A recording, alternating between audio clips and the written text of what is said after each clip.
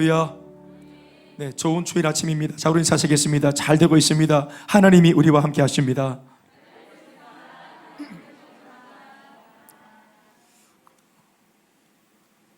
우리 한번 앞뒤 좌우로 그래도 누가 앉아있는지 좀 얼굴 한번 보시죠. 같이 동서남북으로 얼굴 한번 보시고 또 인사도 한번 하시고 눈도 좀 마주치시고. 네, 감사합니다. 네, 우리 준호 형제님 그 아내분 세영자매님은 수술 잘 하셨죠? 예, 너무 감사합니다. 잘 전해 들었습니다. 참 고맙고 감사합니다. 회복 잘하고 계십니까 지금? 네, 회복이 빨라질 수 있도록 계속 기도하겠습니다.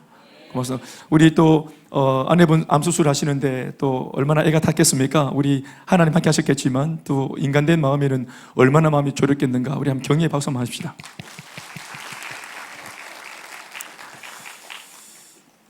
여러분들이 오늘 아실 것은 오늘 말씀이 지난주에 이어서 또 한 번 우리 교회에 대한 말씀을 듣는데요.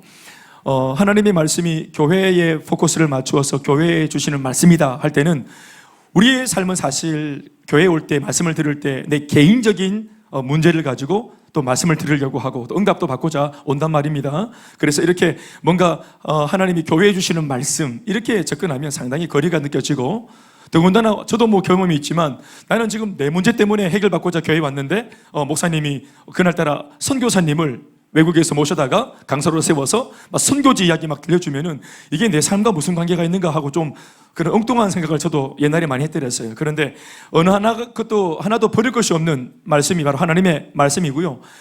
단상에서는 한 구절의 말씀이 선포되어지지만 또 한 사람의 목사가 한 번 설교하지만 이 말씀은 여러분 앉아있는 모든 사람들의 다채로운 삶 속에 그대로 다 제각기 다른 모양으로 적용되어져서 합당한 말씀으로 합당한 응답의 말씀으로 다 역사하시는 줄로 믿습니다.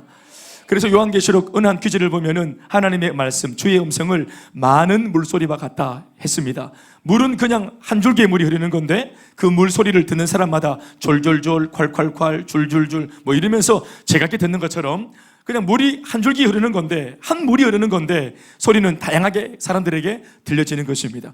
오늘도 이 강단에서 한 줄기의 말씀이 선포되지만 많은 말씀이 되어져서 여러분들 각자가 마음에 구하는 모든 것에 이 말씀이 은혜 주시고 능력 주시고 힘 주시고 격려를 주시길 주의 이름으로 부탁드립니다.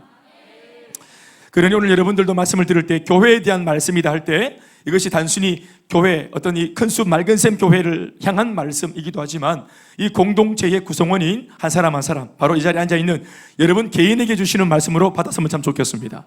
그것은 말씀을 전하는 목회자인 저도 마찬가지로 말씀을 전하지만 저도 똑같이 말씀을 듣는 자로 이 자리에 서 있습니다. 우리 모두가 오늘 주신 말씀으로 오늘 이 말씀을 딱 잘 듣고 우리의 개인의 행복 이렇게 살아야 되겠다 했던 나의 계획 이 모든 것들을 하나님의 말씀 앞에서 딱 비추어 보고 수정할 거 있으면 수정하고 또 잘하고 있다면 응원을 받으시고 아멘이십니까? 거기에 말씀을 주시는 하나님의 목적인 줄 믿습니다. 오늘 본문에 등장하는 교회는 두아디라라고 하는 교회입니다. 두아디라라고 하는 이 작은 도시에 세워진 작은 교회입니다. 두아디라라는 이 소아시아의 수도 두아디라는 소아시아의 수도인 버가모에서 동남쪽으로 55km 떨어진 소아시아의 내륙 지역에 위치한 조그마한 소도시였습니다. 그러나 이 도시는 알렉산더 대왕의 신하 중 한 사람이었던 셀루커스 니카토 1세에 의해 건설되었고 그의 딸의 이름을 따서 두아디라 아주 예쁜 이름인 것 같아요. 딸의 이름이 두아디라 한 장군의 딸의 이름을 따서 이 도시 이름이 지어졌습니다. 소아시아의 수도인 버가모시를 보호하기 위해서 로마 군인들이 바로 이곳 두아디라에 주둔하고 있었던 터라 어떤 면에서는 이 두아디라 도시는 군사가 있는 그 군대가 있는 군사 도시였습니다. 그리고 두아디라 시는 비록 작은 소도시였지만 양모, 세마포, 의류, 그리고 염료, 피혁 제품, 청동 제품 등을 취급하는 상업이 매우 발달한 도시이기도 했습니다. 그러니까 먹고 사는 데는 아무런 문제가 없는 도시였습니다. 오히려 인구가 작고 작은 도시인데도 돈이 많으니까 얼마나 참 풍족하게 살았는지 모르겠습니다. 그런데 바로 이런 지역적 배경 위에 세워진 교회가 두아디라 교회였다는 사실을 우리가 이런 환경과 또 그 환경에 세워진 교회라는 점을 한번 우리 다 같이 이렇게 입체적으로 좀 묵상해 볼 수 있길 바랍니다. 여기서 우리가 한 가지 분명히 이해하고 있어야 될 사실은 이런 배경 속에서 교회가 세워지기라는 것이 결코 만만하지 않다는 점인데요. 이것을 먼저 고려하면서 우리는 이 교회를 살펴봐야 합니다. 먼저는 협소한 지역이라 했습니다. 그러니까 도시가 작고 협소한 지역이었던 터라 이 지역 사람들은 서로가 서로를 너무 잘 아는 입장이었습니다. 그러니까 누구 집에 누가 산다더라, 누구 집에 누가 어떻게 했다더라, 이런 것들이 그냥 하루만 지나면 온 도시 사람들이 다 아는, 그러니까 모두가 너무 친밀한 관계에 있었던 것입니다. 제가 하는 말은 이러한 환경이 예수 믿기에 좋은 입장이 아니라는 겁니다. 두 번째는 군사 도시였다 했죠. 그러니까 물론 그 군인들이 잘못된 것은 아니지만 군사 도시였던지라 분위기가 다소 삭막했을 수 있습니다. 그러니까 여러 가지 우리가 행동을 하는데도 제약이 많고, 또 군인들이 또 그런 것들에 제약을 주고 이렇게 하니까 여러 가지 어려움이 있었겠죠. 이러한 것들도 예수를 믿는 것에, 교회가 세워지는 것에 어떠한 제약이 되었던 것이라 저는 생각합니다. 그리고 상업도시였기 때문에 치열한 경쟁 속에서 먹고 살기가 바빠서 사람들이 지극히 현실주의적 성향의 사람들이었을 것이라고 짐작이 됩니다. 늘 돈을 만지니까, 또 먹고 살기 위해서 늘 경쟁해야 되니까 좀 빠듯한 삶이었습니다. 이런 몇 가지의 배경들은 그 당시 시대 상황을 고려해 볼 때 신앙생활을 하기에, 또 교회가 세워지기에 엄청난 핸디캡이 되었을 것입니다. 그러니 이런 지역색을 감안한다면 이런 곳에 교회가 세워지고 또 자립을 해서 소아시아를 대표하는 7교회 중 하나의 교회로 인정받고 있다는 것 자체만 하더라도 제법 실력이 있고, 그리고 은혜가 있는 교회임에 분명하다는 것을 우리가 인정해야 될 것입니다. 그래서인지 소아시아 7교회 중 4번째로 언급되고 있는 두아디라 교회를 향한 주님의 첫 번째 메시지는 다른 것이 아니라 19절에 적고 있는 바와 같이 풍성한 칭찬입니다. 19절 말씀 보시면 내가 네 사업과 사랑과 믿음과 섬김과 인내를 아노니 네 나중 행위가 처음의 것보다 많도다, 이렇게 말합니다. 두아디라 교회는 비록 작은 규모의 교회임에도 불구하고 칭찬거리는 풍성합니다. 주님께서 하시는 말씀이 내가 너를 안다 하시는 것으로 칭찬과 격려를 보내고 있습니다. 사실 교회의 머리가 되시는, 이 교회의 주인 되시고 야전 사령관이 되시고 최고의 통수권자가 되시는 그 주인이 이 교회의 수많은 교회 중에 이 교회를 찾아오셔서 내가 너를 알아 하는 이런 칭찬을 했다면 이것보다 더 굉장한 칭찬이 어디에 있겠습니까? 그 많은 교회 중에 우리가 눈에 띄었다는 거, 주님이 우리 상황을 안다는 거, 우리는 볼품없는 것 같은데 우리를 주님이 알아주신다는 거, 이런 칭찬 대단하지 않겠습니까? 내가 너를 안다, 아노라. 복음서를 보면 네가 나를 불러 주여 주여 하면서도 나는 너를 도무지 알지 못하겠다, 이렇게 말을 듣는 무서운 책망받는 사람들도 있다는 사실을 감안한다면 주님께서 알아주시는 교회로 나머지 그 쟁쟁한 교회들과 함께 어깨를 나란히 하고 있는 이 두아디라 교회는, 또 성도들은 참으로 대단한 교회요 성도임에 분명합니다. 칭찬의 내용을 좀 들여다보자면 첫 번째로 주님이 인정하시는 사업입니다. 내가 네 사업을 안다 했습니다. 여러분, 여기서 말하는 사업은 우리가 말하는 비즈니스가 아닙니다. 여기서 언급하고 있는 사업이라고 하는 것은 교회가 하는 사역, 그러니까 섬김과 사역과 봉사를 말하는 것입니다. 교회 내적인 사역뿐만 아니라 교회 내적으로, 외적으로, 대사회적으로, 또 대지역적으로 무엇인가 이 교회가 신앙적인 대단한 활약과 액션을 그 도시에서 펼치고 있다는 것을 우리가 알게 되는 것입니다. 그래서 주님이 하실 말씀이 내가 네 사업을 안다. 또 두 번째로는 주님께서 인정하시는 사랑, 너희들의 사랑도 내가 안다. 너희들의 믿음도 내가 알고, 너희들의 섬김도 내가 알고, 마지막 너희들의 인내도, 오래 참고 기다린 너의 인내도 내가 안다, 이렇게 칭찬을 하셨습니다. 할렐루야. 그런데 무엇보다도 이 두아디라 교회가 오늘 예수님의 눈길을 사로잡고 칭찬을 듣는 그 대목은 앞서 언급했던 이런 사업, 또 사랑, 믿음, 섬김, 인내, 이런 자체가 아니라 이 모든 것을 지속적으로 하고 있다는 데 있습니다. 한때 이벤트나 한때 반짝거리는 그런 어떤 섬김이 아니고 욱해서 하는 것이 아니라 이게 지나면 지날수록 처음보다 나중이 더 풍성하게 지속적으로 하고 있다는 것이 바로 칭찬의 대목인 것입니다. 9절 말씀에 뭐라고 했습니까? 네 나중 행위가 처음 것보다 많도다. 처음보다 나중이 더 잘하고 있도다. 더 많아졌도다. 이렇게 말합니다. 대부분의 사람이나 교회가 시간이 지날수록 처음보다 액션만 커지고 나중으로 넘어갈수록 노련해지고 열정은 식고 처음보다 못해지다가 결국은 실망을 주기 마련인데, 두아디라 교회는 그 반대였던 모양입니다. 갈수록 더 기대가 되는 교회, 오늘보다 내일이 더 기대가 되는 그런 교회와 성도, 그런 교회가 오늘 두아디라 교회였으니 오늘 우리 교회가 기꺼이 모델로 이 부분만큼은 삼아야 할 줄로 믿습니다. 저와 여러분들 모두도 처음보다 알면 알수록, 사귀면 사귈수록, 더 친밀해지면 친밀해질수록 더 좋은 성도, 더 좋은 성도, 더 좋은 새가족 모임, 더 좋은 예배, 더 좋은 목회자, 더 좋은 우리 교회가 될 수 있기를 주 이름으로 축원합니다. 우리 교회 지금까지도 주님의 은혜로 잘 해왔지만 처음보다 나중 행위가 더 좋은, 더 많아지는 교회 되어지기를 주의 이름으로 축원합니다. 자, 그런데 문제는 그 다음부터입니다.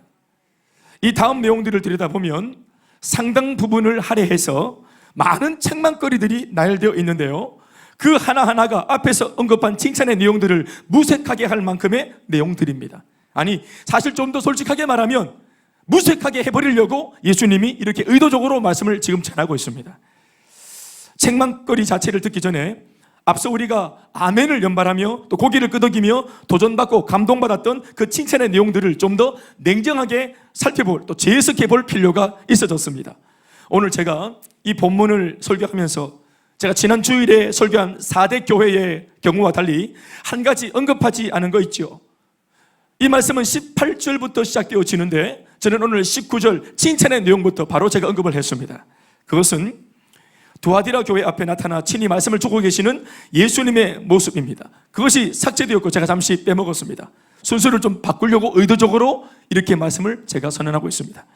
제가 18절에 예수님의 모습에 대한 묘사를 빼고 먼저 19절의 말씀을 시작한 까닭은 이 말씀을 직접 들었던 과거 그 두아디라 교회 성도들의 입장과 흡사한 효과를 느끼게 하기 위해서입니다.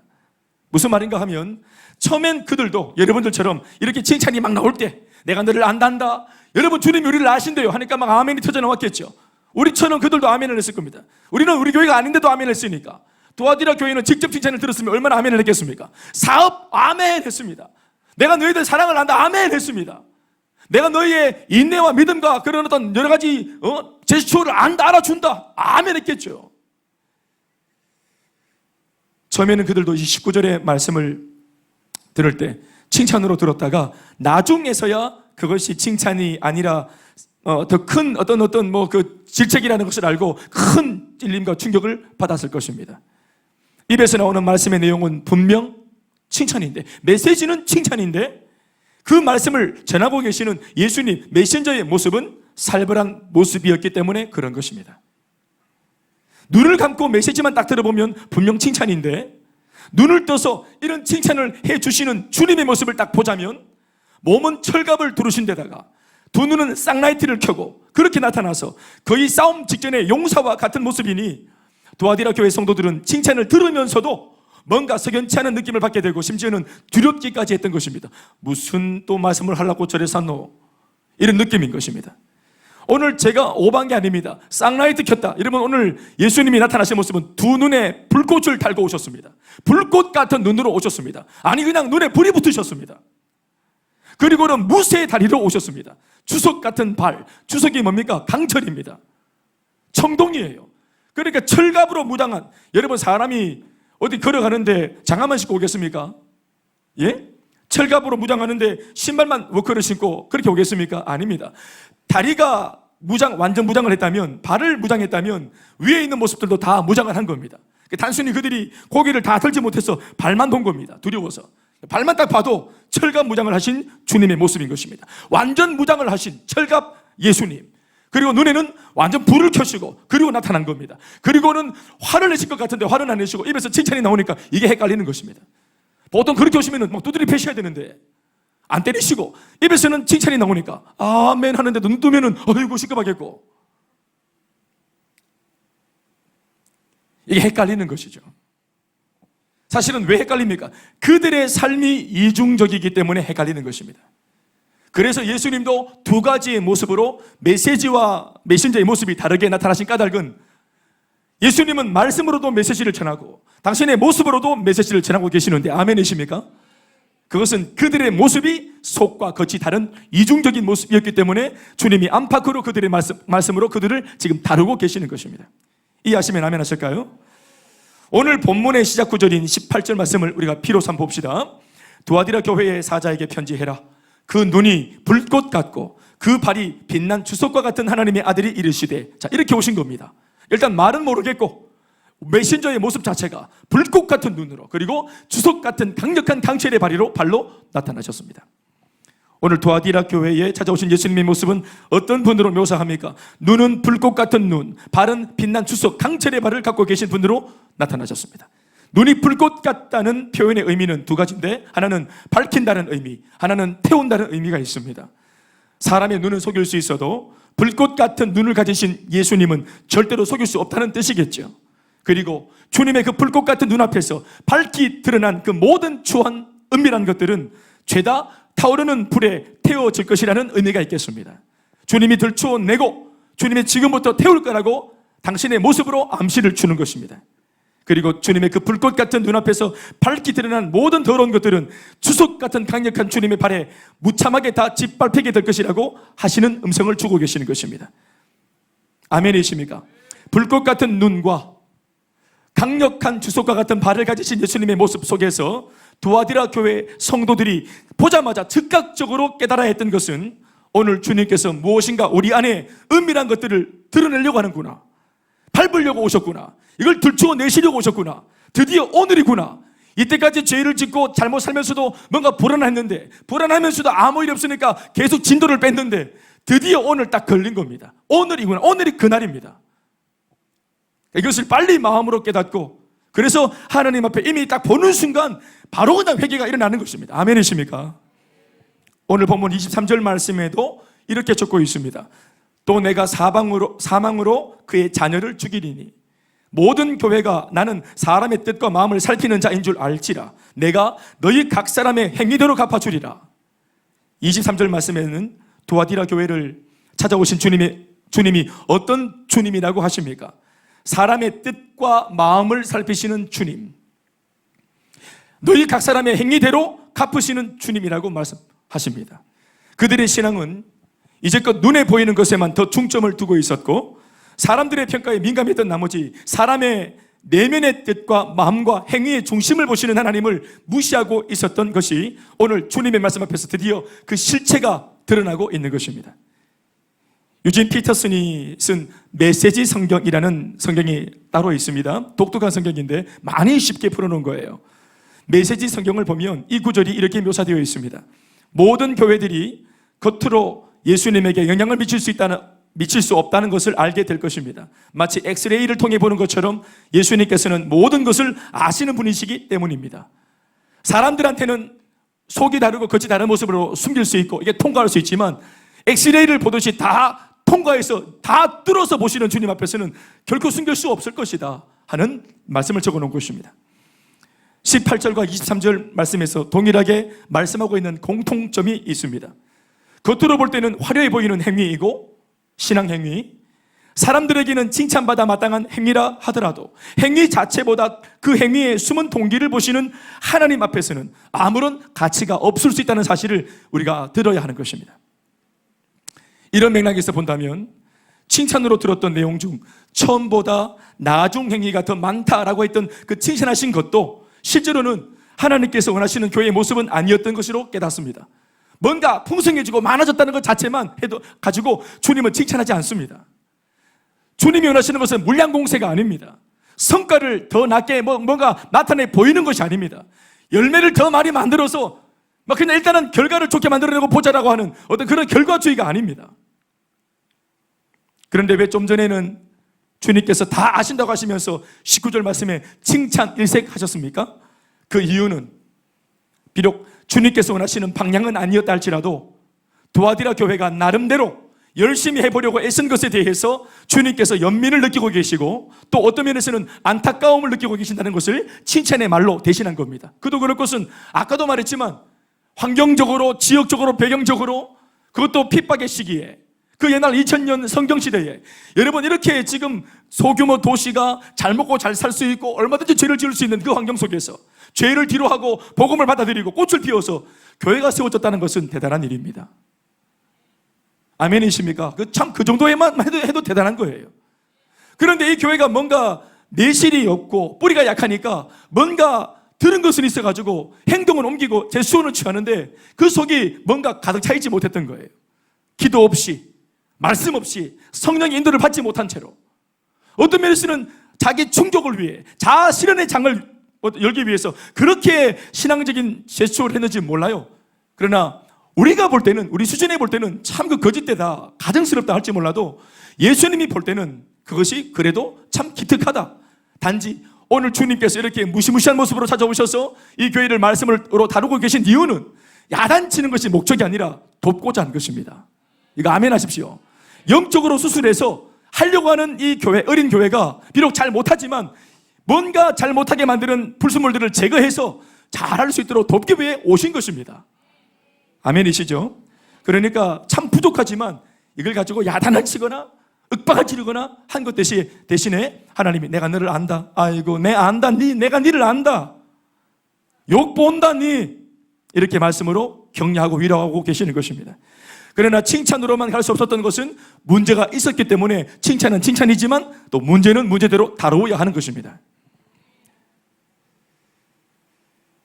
이제부터 본격적으로 주님께서 불꽃 같은 눈으로 밝히 드러내고자 하시는 책망의 내용을 들어봅시다. 20절 말씀 다 같이 읽어보시겠습니다. 시작.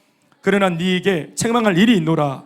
자칭 선지자라 하는 여자 이세벨을 네가 용납함이니 그가 내 종들을 가르쳐 꿰어 행음하게 하고 우상의 제물을 먹게 하는도다. 주목할 것은 이세벨을 네가 용납했다 하는 이 대목입니다. 오늘 도아디라 교회가 당면에 있는 가장 큰 문제는 교회와 성도들의 세속화입니다. 세속화란 말은 세상적으로 변질되었다 이런 말입니다. 이 세속화가 바로 주님이 오늘 손보고자 하시는 바로 그 사탄의 세력이고, 좀 더 구체적으로 말하자면 그것은 이세벨이라고 하는 거짓 여선지자입니다. 도아디라 교회도 그 당시 많은 다른 교회들처럼 세속화에 강력한 도전이 있었던 교회임이 분명합니다. 마귀가 그 당시 세워졌던 여린 어리고 순한 그 교회들을 얼마나 몹살게 굴고 얼마나 지어들었는지 몰라요. 그냥 뿌리째 지어 밟아버리기 위해서, 싹쓸 그냥 잘라버리기 위해서 얼마나 해댔는지 몰라요. 마귀가 그런 온 핍박과 박해, 목을 베고 사자에 밥을 주고 엄청난 핍박과 박해로 밀어붙일 때, 그때 그 중심에 이 도아디라 교회도 있었습니다. 그런데 오늘 이세벨을 통한 마귀가 새로운 작전으로 이렇게 전략으로 찾아왔다는 점을 우리가 묵상해 볼 필요가 있습니다. 목을 베어도 예수를 더 믿는 겁니다. 마귀가 볼 때 핍박을 하고 박해를 할수록 이 기독교는 더 확산되어지고 신앙의 불을 꺼뜨릴 수 없다는 사실을 일찍이 마귀가 안 겁니다. 10명의 목을 베면 100명이 믿고 1000명이 믿어버리니까 이게 아닌 거예요. 압박을 하고 힘으로 누르지만 안 되는 겁니다. 막을 수 없습니다. 아멘 아멘.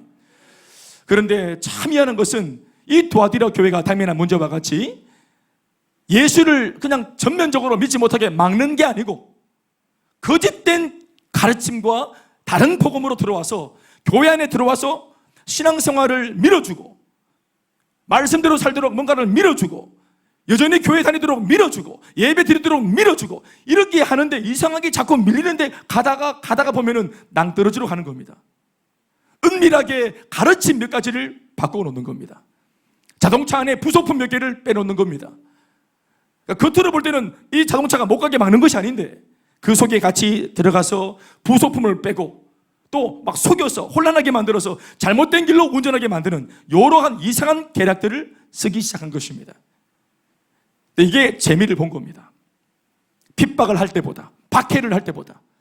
여러분, 사람의 마음이 그렇지 않습니까? 산 위에 적이 있으면 생명 다해 싸우는데, 다윗처럼 골리앗 앞에서는 생명 다해 충정을 다해 싸우는데 내 마음속에 들어온 은밀한 바세바의 유혹을 못 이기는 겁니다.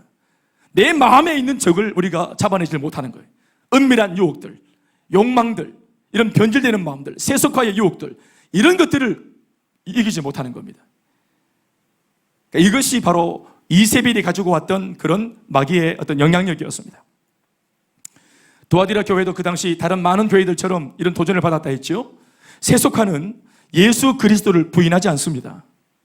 잘 믿으라 합니다.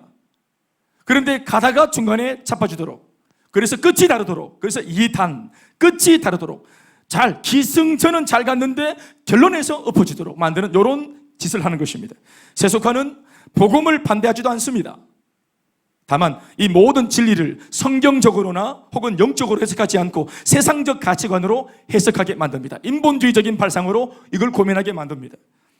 즉 예수님의 동정녀 탄생을 이성과 세속적 논리로 접근하면 이건 하나의 신화입니다.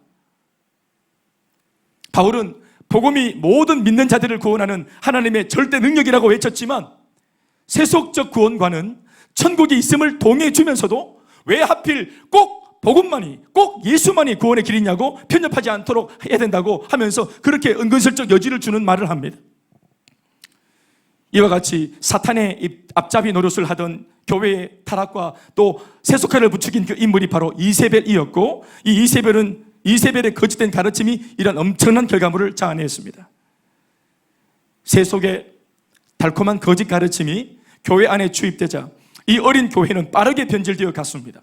세속적인 교훈은 교회의 안일함과 적당주의와 세상과의 타협을 불러왔고, 복음적인 어떤 원색적인 그런 생명력과 순수함을 훼손시키게 이르렀습니다. 그런데도 희한한 것은 이 교회의 외적인 제스처는 날로 더 화려해져 갈 수 있었다는 사실이 이게 충격인 것입니다. 속은 다 이미 문드러지고 있고 원색적인 복음의 생명력이 꺼지고 있는데, 아까 말했던 것처럼 겉은 점점점 시간이 갈수록 화려해지고 많아지고 있는 것이에요.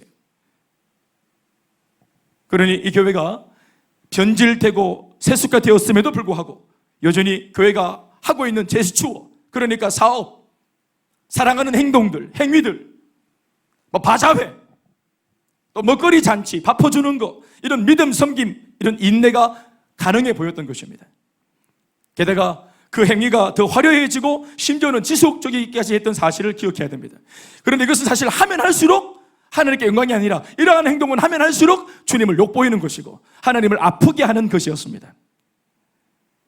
그러나 정작 그들은 이것을 몰랐고 또 하나님과는 아무런 상관이 없는 이 종교 노름을 계속해 왔습니다. 사실 형용사 이 세큘러라고 하는 이 단어는 이 형용사로만 말을 하면은 이 세상의 혹은 현 시대의라는 의미를 가지고 있습니다. 그러나 세계관으로서의 세큘라는 세속주의를 의미합니다. 세속주의의 모토가 뭐냐 하면 바로 지금 이 순간, 바로 지금 이 자리, 따라합시다. 바로 지금 이 순간, 다시 바로 지금 이 순간, 바로 지금 이 자리, 그것이 세속주의의 모토입니다. 이건 아멘이 아닙니다, 사실은. 그러니까 이 말을 한마디로 정리하면 오늘을 즐기자, 이런 뜻입니다. 지금 이 순간 이 자리를 즐기자. 살아있을 때 즐기자. 나중에 죽어가는 그런 건 모르겠고 지금 바로 이 순간 이 자리에서 즐기자. 오늘을 즐기자. 내일 뭐 있나? 이런 말입니다. 아버지는 말하셨지 인생은 즐겨라, 이렇게 하는 것입니다. 스프라울이라는 신학자가 이런 말을 했습니다. 현대인은 지금 이 세상이 전부라는 것, 심판이 없다는 것, 영원히 없다는 것에 자신의 목숨을 내놓고 도박을 하고 있다, 이렇게 말을 했습니다. 그러니까 생명을 담보로 자기들이 도박하고 있어요. 내기하고 있어요. 우리가 예수님을 확신하는 것처럼 불신자들은 자신의 모든 삶으로 확신하고 있기를 하나님은 없다, 영원한 것은 없다, 진리는 없다, 여기가 다다, 돈이면 최고다, 이런 말을 한다 합니다. 찰스 콜슨이라고 하는 미국의 위대한 평신도 지도자가 이것이 교회다라는 책에서 이런 말을 했습니다. 조금은 어려운 말일지 모르겠지만 들어봅시다. 세속주의는 현실주의이며 실존주의이자 실용주의다. 세속주의는 현실주의이며 또 실존주의이자 실용주의다. 현실, 실존, 실용. 오늘 써먹겠다는 것입니다. 오늘이 전부라는 것입니다. 내가 무언가 합리적으로 오늘 써먹어서 내게 도움이 되는 것이 진리라는 것이, 꽁 잡는 게 매라는 것입니다. 하나님 말씀을 듣고 말씀 붙잡고 기도하고 오랫동안 인내하고 기다려서 응답을 구하고 아브라함처럼 25년 기다렸다가 아들을 보고 또 120년 동안 막 노아처럼 막 방주를 만들고 이런 바보 같은 짓 할 수 없다는 것입니다. 선을 행하되 낙심하지 말지니 포기하지 않으면 때가 이르면 거두리라, 이런 말씀 안 먹히는 것입니다. 훨씬 더 말씀보다 빠른 돈을 의지하고 훨씬 더 속도가 빠른 문제 해결에 있어서 사람을 솔루션으로 삼는, 그래서 은근슬쩍 예수도 믿지만 이런 문제는 하가를 취해야지. 약속의 아들 말도 하지만 이게 좀 아가 생기는데 여보 하가를 취해서 이스마엘을 낳읍시다, 이런 것이에요. 이런 거예요. 말씀 따라가다가도 기근이 생기면 애굽으로 내려가서 위험을 당하면 자기 마누라도 누이라고 속이는, 거짓말하는 이러한 임기응변으로 삶을 대체하려고 하는, 그렇게 할수록 더 미궁에 빠지고 삶은 더 인생이 복잡해지고 꽈지고. 여러분, 말씀대로 사는 것이 가장 단순하면서도 확실한 삶인 줄 믿습니다. 인생을 호작질하는 것은 말씀을 믿지 못하는 우리 자신입니다. 말씀이 제일 빠릅니다. 하나님이 제일 빠르십니다. 찰스 콜슨이 한 말을 좀 더 인용해 보겠습니다. 읽어드릴게요. 세속주의적 삶의 태도는, 그러니까 이건 우리가 배우면 안 된다는 겁니다. 세속주의적 삶의 태도는 순간적인 만족을 원하다 못해 찬양까지 한다. 그러므로 섹스, 신기한 요리, 멋진 휴가, 고급 자동차, 비싼 옷, 마약 등이 인생의 목적이 되는 것이다. 인생을 즐기는 것을 목적으로 삼습니다. 게다가 중년의 위기까지 겹쳐 이런 경향을 부추긴다. 이들은 성령수술을 하기도 하고, 성령수술을 죄라고 말하고 싶지 않습니다. 성령수술, 중독이 되어서 자기도 모르게 빠진 상황을 말하는 것입니다. 이거 뭐 요즘에 함부로 말하면 안 되는 것 같더라고요. 근데 이 책 그대로 제가 옮기는 겁니다. 분수에 맞지 않는 스포츠카를 타기도 하고, 스포츠를 하는 것은 괜찮습니다. 스포츠카를 타는 것. 세월의 흐름을 돌려보려고 좀 더 젊은 이성을 만나기도 하고, 연하 커플과 결혼하는 거 그거 다 죄된 거 아닙니다. 여러분 오해하지 마시기 바랍니다. 세월이 갈수록 모든 것을 소유하려는 욕망은 더욱 절박해진다.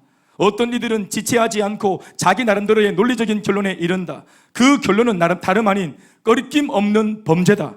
지금 하고 있는 일이 사무직이든 노동직이든 상관없다. 내가 지금 그것을 원하는데 갖지 못할 이유가 어디 있겠는가? 이것이 세속주의적인 가치관을 가지고 있는 사람들의 주장이요 모토입니다. 내가 원하면 다 가질 수 있다는 것입니다. 그게 죄든지 그게 옳고 그르든지 관계없습니다. 내가 좋은 대로 사는 것입니다. 인생의 기준이 좋고 싫음이에요. 아닙니다. 하나님의 사람의 인생의 기준은 옳고 그름인 줄 믿습니다. 여러분, 옳은 것은 항상 좋습니다. 진짜 좋은 것은 옳음에 있는 것입니다. 비번방 사건이 연루됐던 사람들, 그거 여러분 그들이 사명감을 했습니까? 싫은데 사명감을 했어요? 좋기 때문에 한 거 아니겠습니까? 엔조이하고 즐기려고, 재미 보려고? 그러나 옳습니까? 옳지 않으니까 이것이 공개되었을 때 망신을 당하지 않습니까? 옳은 것이야말로 가장 좋은 것입니다. 공개해도 자신 있고 떳떳한 것입니다. 여러분, 예배가 당당하십니까? 예배가 옳기 때문입니다. 복음 전하는 것이 당당하십니까? 전도와 선교가 옳기 때문입니다. 당시 두아디라 교회는 도시 자체가 이미 도덕적으로 타락한 지역이었습니다. 아까 제가 환경을 말씀드렸죠. 이런 도시가 타락하지 않을 수 있겠습니까? 규모는 작은데 돈은 넘쳐나는데요. 먹고 살기가 풍족한데요. 그러면 여러분, 사람은 돈 있고 빽 있고 건강 받쳐주고 시간 냈으면 죄를 짓는 겁니다. 그래서 우리가 돈이 없고 아프고 이런 거예요. 그런 배경 속에서 어렵사리 일어난 두아디라 교회는 틀림없이 그 교회의 유일한 등불이자 소망이었을 겁니다. 이거 아멘이십니까? 이런 도시에 교회가 세워지다니 진짜 굉장한 사건인 거죠. 이런 것은 하나님 입장에서도 정말 주목할 만한 일인 겁니다. 이런 측면에서 두아디라 교회는 살벌한 영적 전쟁터 그 한가운데 놓여있는 교회라고 볼 수 있습니다. 혹자는 두아디라 교회의 세속화를 놓고 타락을 놓고 열악했던 지역적인 배경 탓을 하는지 모르겠지만 지역적인 배경이 아닙니다. 이미 이런 지역에서도 복음을 꽃을 피웠지 않습니까? 우리는 두아디라 자주 장사로서 두아디라 출신의 믿음 좋은 한 부인을 알고 있습니다. 바울을 만나 회심해서 변화받았던 여인 루디아라는 여인, 두아디라 자주 장사 루디아 말입니다. 이곳은 바로 그녀가 살았던 도시입니다. 그녀의 나발이에요. 그녀는 복음을 깨달은 후에 자신의 소유를 다 팔아 바울의 사역을 돕고 교회를 세우는 일에 헌신했던 인물입니다. 그녀 역시도 두아디라의 지역적 핸디캡 안에 있었지만 제대로 복음을 깨달았을 때 이 환경이라고 하는 것은 하나님 앞에서 전혀 문제가 되지 않았다는 것을 그녀가 자신의 믿음과 삶으로 증명했습니다. 예수 믿기에 불편한 세상을 탓해서는 안 됩니다. 세상은 언제나 그래 왔습니다. 뭐 대단한 게 있습니까? 특별히 세상이 우리한테 어려움을 줍니까? 늘 세상은 그랬습니다. 특별할 것도 이상할 것도 없습니다. 언제 세상이 교회를 한번 응원한 적이 있습니까? 아닙니다. 그래서 교회는 세상을 기대해서는 안 되는 것입니다. 오히려 교회가 이런 세상을 복음으로 돕고 살려야 하는 것입니다. 이것은 그러니까 교회의 문제입니다. 두아디라 교회의 문제예요. 두아디라 교회가 어떤 환경 속에 있었기 때문에 어려움을 당했다가 아니라 교회 자체가 뭔가 영적으로 깨어있지 못해서 뭔가 어느 지점부터 실수를 한 겁니다. 교회가 하나님의 복음과 성령의 능력으로 충만하게만 하면 얼마든지 어두운 시대를 깨울 수 있고 살릴 수 있습니다. 그러나 문제는 그 두아디라 교회가 또 성도가 당시의 도시를 살려낼 만큼 충만하지 못하다는 데 있었던 것입니다. 교회 내적으로 무엇인가 영적 누수 현상이 일어난 것이 분명합니다. 그러니 세상이 치고 들어온 것입니다. 영적 누수가 일어나게 된 최초의 틈이 무언가 하면 오늘 본문이 적고 있는 대로 이세벨이라고 이름하는 거짓 여선지자를 그들이 용납한 것입니다. 받아준 것입니다. 아마 이 이세벨이라는 여자가 가지고 있었던 어떤 모양새가 아주 매력적이었던 모양입니다. 어떤 면에서는 이런 여자, 재능이 있고 뭔가 능력이 있어 보이는 이런 재능이 많은 여자가 우리 교회에 들어오면은 우리 교회에 큰 도움이 될 것 같다라고 하는 어떤 그런 것에 사람들의 마음이 어떤 유혹을 받았는지 모르겠습니다. 교회가 세상을 향해 복음적인 선한 영향력을 발휘하지 못하고 우물쭈물하던 바로 그때 이세벨이 두아디라 교회 안으로 모든 세속적 가치관을 다 들고 들어온 것입니다. 그리고 자신이 가진 그 세속적이고 정욕적인 가치관을 마치 자랑하듯 교회 안에서 퍼뜨려 나가자 두아디라 교회 성도들은 그것을 저항하고 분별하고 밀어낼 힘이 없어서 이내 곧 무너져 내리기 시작했던 것입니다. 죄에 대한 그녀의 그 대범한 자세, 우리는 죄 한번 지어도 막 벌벌 떠는데 막 회개하려고 막 몸부림치는데 이 여자는 죄를 대범하게 막 지어요. 그리고도 눈 하나 깜짝 안 해. 그게 이상한데, 처음에는 이상한데 자꾸 보면 멋있어 보이는 거예요. 자신의 내면의 욕망을 교회 안에서조차도 거침없이 표현하는 그 자신감, 미네스커트 막 입고 와서 막 다리 떨면서 찬양하고 막 자신감 엄청나죠. 자신감. 하나님 말씀이 주는 그런 영적인 압박을 무시하는 그 자유분방함, 모사의 말씀을 들으면서 양심의 가책을 느끼거나 하나님 말씀을 들으면서 가슴을 찌어뜯거나 없습니다. 아, 좋은 강론의 말씀이었다. 그리고 귀를 후비고는 나가서는 또 죄를 짓는 거예요. 말씀대로 못 사는 거에 대해서 양심의 가책이 없어요. 여자는 그 교회에서 처음 보는 캐릭터예요. 그러면 이상한 건데 이게 그 교회에서 계속 이게 이 여자가 하도 자신 있게 움직이니까 모든 이때까지 아버지 하던 자매들이 이 여자가 멋있어 보이는 거예요. 이때까지는 우리 교회 로망이 셀리더였는데 갑자기 이세벨이 된 겁니다. 이세벨이 예배 드리고 나가서 바로 막 캐맥스 들이마시고 브라 마시고 전혀 뭐 자신감이 넘쳐요. 자신감이 희하시던 막 캔 막 여름에 캔 맥주 딱 따가지고 막 그분 쑥 마시면서 자신감 넘쳐요. 머리부터 발끝까지 다 붓고 막 이래 막 털고 막 이렇게 하면서 자신감이 넘치는 거예요. 이 여자가. 우리는 뭐 그냥 큰일 나는 줄 알았어요. 우리는 한 주간 담배 피고 왔어도 문 앞에서는 막 상수 뿌려가지고 막 털고 난리가 나는데 들어오려고. 우리 청년들 한 번씩 목사님이 가까이 가서 이렇게 얘기하면은 뭐 이렇게 까리고 이렇게 비로 막 물러서요. 네 꽃이 냄새 날까봐 상담을 못 하는 거예요. 교회에서 이래도 되나 싶고 예수 믿는 성도가 이래도 되나 괜찮나 싶은 그런 의심을 한 방에 날려버리는 이세벨의 세속주의는 두아디라 교회의 근간을 완전히 무너뜨리고 있었던 겁니다. 신앙생활 너무 재미없게 합니다. 당신들 너무 교회가 쪼잔한 것 같아요. 우리 목사님 너무 양육훈련 하시는 것 같아요. 아무리 교회 있지만 요즘 트렌드 너무 모른다 자기. 어두운 밤에 캄캄한 밤만 오주여 당신께 언제쯤 찬양이고 BTS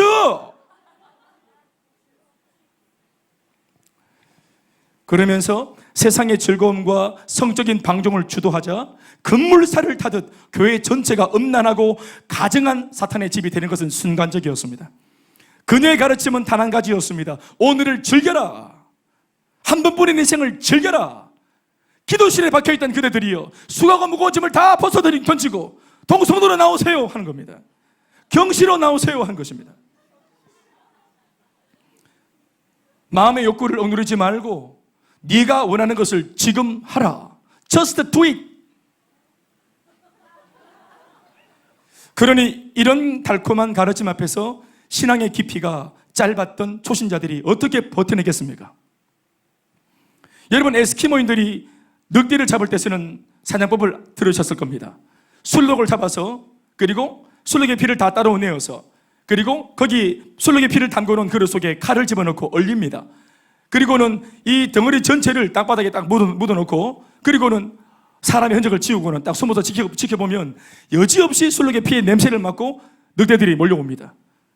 그리고는 늑대가 정신없이 술록의 피를, 아이싱된 술록의 피를 혓바닥으로 핥습니다.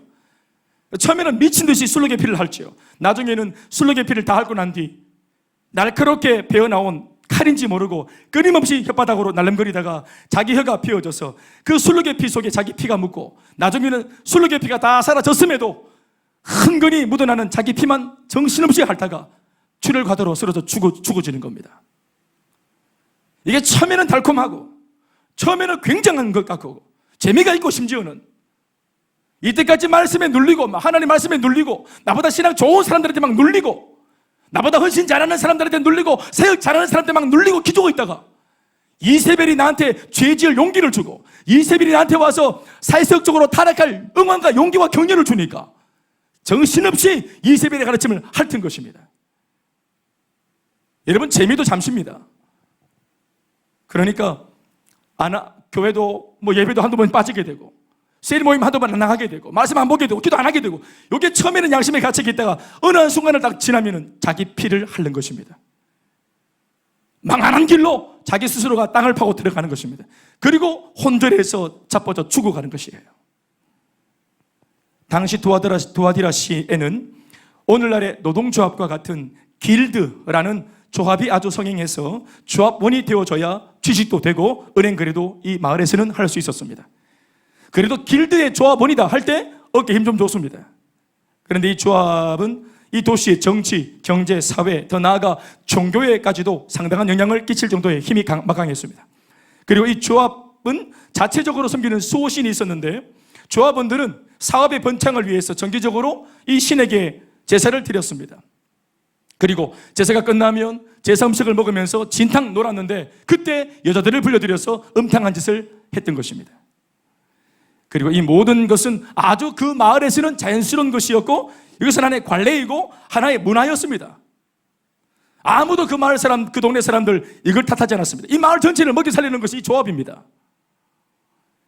그런데 과거에 그랬던 그들 중에 많은 사람들이 예수를 믿고 나서 이 교회의 공동체 일원이 되어지면서 무언가 길드에 속했을 때보다 두아디라 교회에 속했을 때 그들의 삶이 확연하게 달라지기 시작했던 것입니다.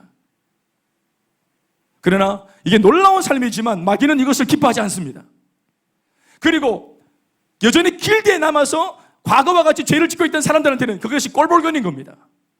아이고 네가 언제부터 그랬다고, 아이고 1년 전만 해도 내랑 같이 술 퍼마시고 막 그냥 사창가를 들라들던 네가 무슨 집 사냐고, 셀리더 개가 없겠다.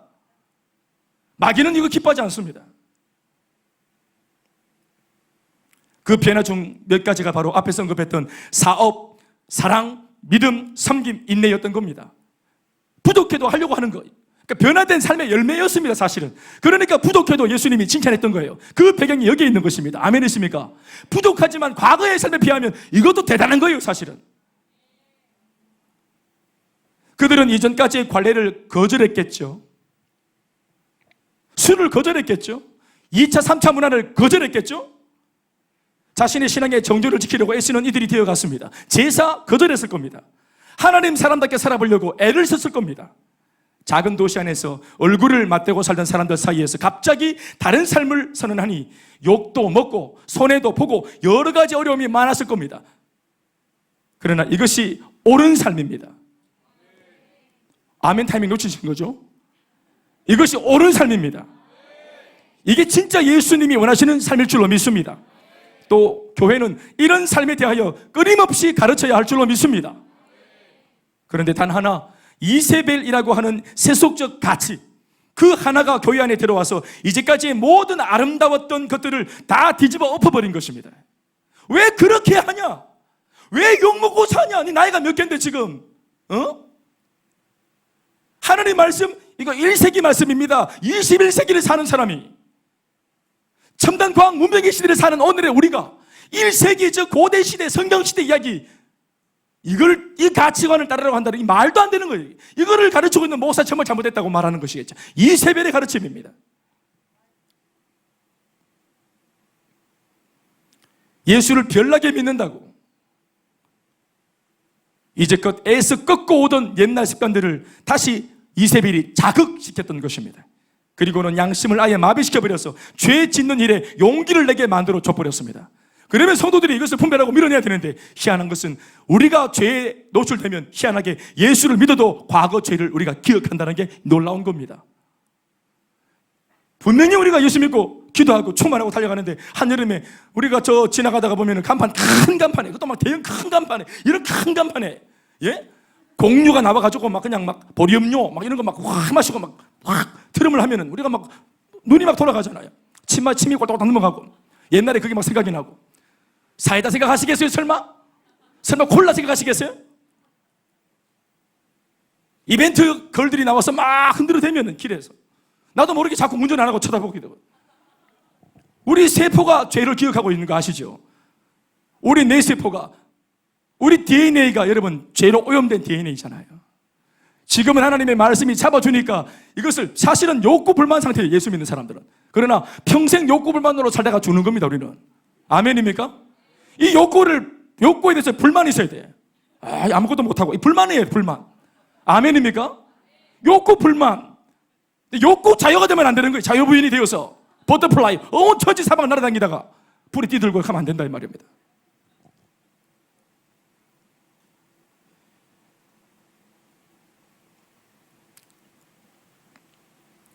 그러니 오늘 예수님께서 한순간 이 모양으로 오염된 교회를 향해서 불꽃 같은 눈으로 달려올 수밖에 없는 겁니다. 모두가 진실과 허구를 분별하지 못하고 있으니까 예수님께서 그 거짓을 드러내기 위해서, 교회를 지키기 위해서, 그리고 태워버리기 위해서 오늘 불꽃으로 오시고 강력한 주석발로 오신 것입니다. 아멘이십니까? 교회를 밟으려고 온 게 아닙니다. 교회를 망치는 이세벨을 밟으려고 온 것입니다. 교회를 막 눈으로 쌍나게 켜가지고 불 지르는 게 아니라 이 이세벨을 불태우기 위해서 오신 것입니다. 이세벨과 관련해서 특별히 우리가 신경을 써서 들여다봐야 할 대목이 하나 있는데, 그것은 이세벨을 교회가 스스로 용납했다는 부분입니다. 20절 말씀 뭐라고 적고 있습니까? 그러나 네게 책망할 일이 있노라. 자칭 선지자라 하는 여자 이세벨을 네가 용납함이니. 교회가 용납한 거예요. 이게 가슴 아픈 대목인 것입니다. 분별력이 없었던 교회, 영적인 안목이 없었던 교회, 영적인 이런 식견이 부족했던 교회. 왜 그렇습니까? 훈련되지 못해서 그런 것입니다. 어리게 영적으로 태어나서 신생아로 있으면 안 되고 반드시 하나님 말씀을 통해 자라고, 아멘이십니까? 단단한 음식을 먹을 수 있는 장성의 분량까지 자라야 되는데 이 교회가 자랄 수 있는 교회를 포기한 겁니다. 그러니 보십시오. 훈련 안 받을 때는 좋았지만, 예배 안 될 때는 좋았지만, 성장 안 하고 그냥 어린아이로 있을 때는 좋았지만, 문제가 올 때, 유혹이 올 때 넘어서지를 못하잖아요. 돌파를 못하지 않습니까? 교회를 지키려고 안간힘을 쓰다가 어쩔 수 없는 역부족 상황에서 틈을 내준 것이 아니라 교회 안에서 자발적으로 순순히 이세벨에게 문을 열어줬다는 것이 우리의 아픔입니다. 이 거짓 여선지자의 실명이 이세벨인지 아니면 그가 교회 안에서 행한 악행이 과거 구약시대의 인물이었던 이세벨 왕비의 모습과 같아서 그렇게 불렀는지 알 수 없지만, 이 거짓 선지자의 게임 하나로 교회는 송두리째 영적으로 큰 타격을 입은 것이 사실입니다. 20절 중반에 뭐라고 적고 있습니까? 그가 내 종들을 가르쳐 꿰어 행음하게 하고 우상의 제물을 먹게 하는도다 했습니다. 사탄은 우리가 하나를 내주면 전부를 가져가는 존재입니다. 처음에 길 내는 게 어려워서 그렇지, 죄 짓고 딱 한 번이야 하고 길을 내면 그때부터는 이제 들락거리면서 큰 대로가 만들어지는 겁니다. 언제나 마귀가 죄를 짓자고 말할 때, 유혹할 때 쓰는 비법이 뭡니까? 한 번만 합니다. 한 번만. 예? 아무도 안 본다. 딱 한 번만. 이 군대 왔는데 누가 보겠노? 군대에 잠시 있다 가는데 딱 한 번만 합니다. 회사에 있는 거 누가 알겠노? 오늘 직장 회식 누가 알겠노? 아무도 모르는데 딱 한 번만. 딱 한 번의 예배만. 딱 한 번의 말씀만. 딱 한 구절의 말씀만. 이번만. 그것을 손잡으면 마귀는 그때부터 전부를 가져갑니다. 도둑질하고 죽이고 멸망시킨다고. 요한복음 10장 10절이 그 마귀의 존재가 어떤 놈인지를 밝히고 있습니다. 인생의 도둑놈입니다. 문 열어주면 다 가져갑니다.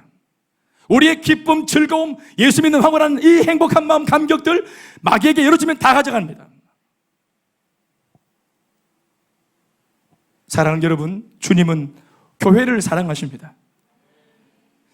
교회가 당신의 신부이기 때문에 그렇습니다. 신부의 생명은 순결입니다. 오늘 그런 주님의 교회인 두아디라가 이세벨에 의해서 능욕당하고 순결을 짓밟혔으니 어찌 신랑 되신 예수님이 가만히 보고 있겠습니까? 신부를 살리고 다시 원상복구시키기 위해서 불타는 눈빛으로 교회를 응시하시는 주님을 떠올릴 수 있길 바랍니다. 그 눈빛이 오늘 우리를 향해 있습니다. 우리 교회를 향해 있습니다. 우리의 모든 삶을 향해 있습니다. 우리 모두는 그런 면에서 주님의 불타는 눈동자 앞에 있는 것입니다. 감사하면서도 이해할 수 없는 것은 예수님이 결코 당신의 이런 변질되어 버린 신부를 그래도 버리지 않는다는 사실입니다. 오히려 넘어진 교회에게 주시는 말씀은 25절 말씀처럼 다만 너희에게 있는 것을 내가 올 때까지 굳게 잡으라 하는 것입니다. 이미 너희가 받은 그것 바로 복음입니다. 아멘이십니까? 이미 너희가 예수를 처음 믿을 때 붙들었던 그 복음의 절대 능력, 아멘이십니까? 이 복음은 모든 믿는 자들에게 구원을 주시는 하나님의 능력이 됨이라. 우리를 구원하게 했던 능력의 복음을 끝까지 붙잡아라. 힘들고 어려울 때 주 예수의 사람들은 다 복음을 붙들어야 하는 것입니다. 다시 한번 제2차 3차 복음을 붙들어야 하는 것입니다. 말씀을 묵상해야 되는 것입니다. 하나님의 사람들은 말씀을 묵상하며 사는 거예요. 설교를 들으면서 삽니다. 말씀을 묵상하면 돌아올 수 있습니다. 밝히 볼 수 있어요. 이세벨을 분별할 수 있습니다. 다만 너희에게 있는 것을 내가 올 때까지 굳게 잡아라. 내가 곧 갈 테니 숨만 붙어 있어 달라는 것입니다. 죽지 마라 내 아들아. 숨을 쉬려고 해.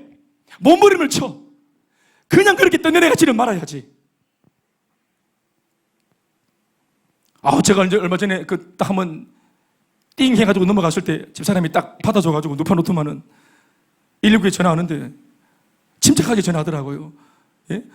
여보세요. 지금 내 남편이 지금 너무 숨을 못 쉬고 이게 아니고 여보세요. 119시죠? 지금 거의 하여튼 어디 짜장면 집에 전화하듯이 안 바쁘시면 올 수 있겠어요. 이런 느낌으로. 그러니까 제 생각에는 저는 막 숨이 넘어가는데 집사람이 너무 편안하니까 딱 믿음 참 좋다. 네 좋은 믿음 때문에 내 숨 넘어가겠다. 이런 느낌이. 그런데 집사람이 난 누워있으면 참 좋겠던데 자꾸 집사람 또 앉히려니 자꾸 앉으려고 숨이 안 쉬셔서 나 누우니까 또 땡기고 이렇게 하더라고. 그런데 자꾸 왔다 갔다 하는 바람에 숨이 돌아왔어요.